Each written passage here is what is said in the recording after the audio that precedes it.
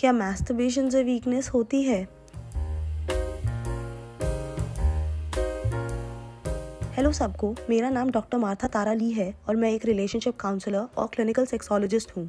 जब बात होती है कि मैस्टरबेशन से वीकनेस होती है या नहीं, तो मैं ये कहना चाहूँगी कि जब हम सेक्सुअली अराउज्ड होते हैं या यौन उत्तेजना महसूस करते हैं और चरम सुख प्राप्त करते हैं, हम एक सेक्सुअल रिस्पॉन्स साइकिल कंप्लीट करते हैं, तो पूरा शरीर एक सीमा तक जाता है, एक रिलीज़ होती है, ऑर्गेज़्म होता है, शायद वीर्य भी निकलता है और फिर पूरा शरीर रिकवर करने लगता है। तो कुछ समय के लिए शरीर में कमज़ोरी लगती है, लेकिन वो सिर्फ एक टेम्परेरी स्थिति है। इससे कोई परमानेंट वीकनेस नहीं होती और शरीर खुद को स्वस्थ करने में सक्षम है।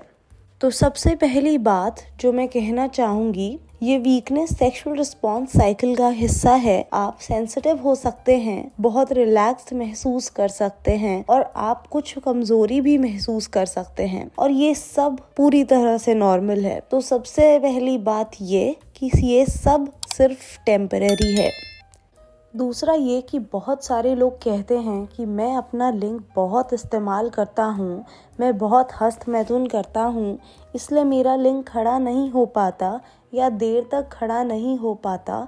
तो उसके लिए मैं कहना चाहूँगी कि मैस्टरबेशन से इस तरह की वीकनेस नहीं होती, बल्कि आप मैस्टरबेशन से अपने आप को ट्रेन कर सकते हैं ताकि आप लंबे समय तक इरेक्ट रहें, लंबे समय तक एजैकुलेट कर सकें और यह परेशानी मैस्टरबेशन के कारण नहीं होती। तो ये वीकनेस मैस्टरबेशन की वजह से नहीं होती, बल्कि जिस तरह से आप मैस्टरबेट कर रहे हो उससे होती है। तो तीसरी टिप जो मेरे पास आपके लिए है वो ये है कि हर बार सेम तरीके से मैस्टरबेट ना करें। यदि आप आदतन प्राणी हैं और हर बार एक ही तरीके से मैस्टरबेट करते हैं, तो आप मैस्टरबेट करने के अन्य सभी तरीकों से चूक रहे हैं, जिनसे आप अलग अलग तरह की सेंसेशंस फील कर सकते हैं।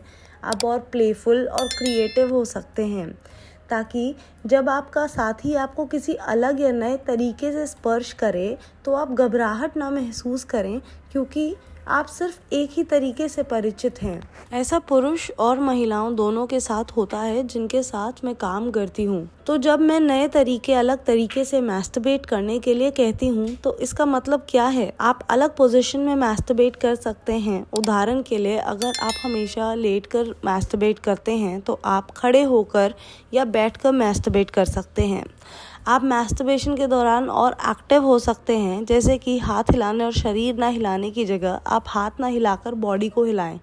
आप लुब्रिकेंट का भी इस्तेमाल कर सकते हैं, क्योंकि जब पेनिस वजाइना में जाता है तो वजाइना लुब्रिकेटेड होता है। तो बिना लुब्रिकेंट के मैस्टरबेट करने की कोई ज़रूरत नहीं है। बहुत सारे लोग बिना लुब्रिकेंट के मैस्टरबेट करते हैं और इससे कभी कभी समय के साथ लिंग डिसेंसिटाइज हो जाता है, क्योंकि आप लंबे समय तक पीनिस के साथ रफ होते हैं।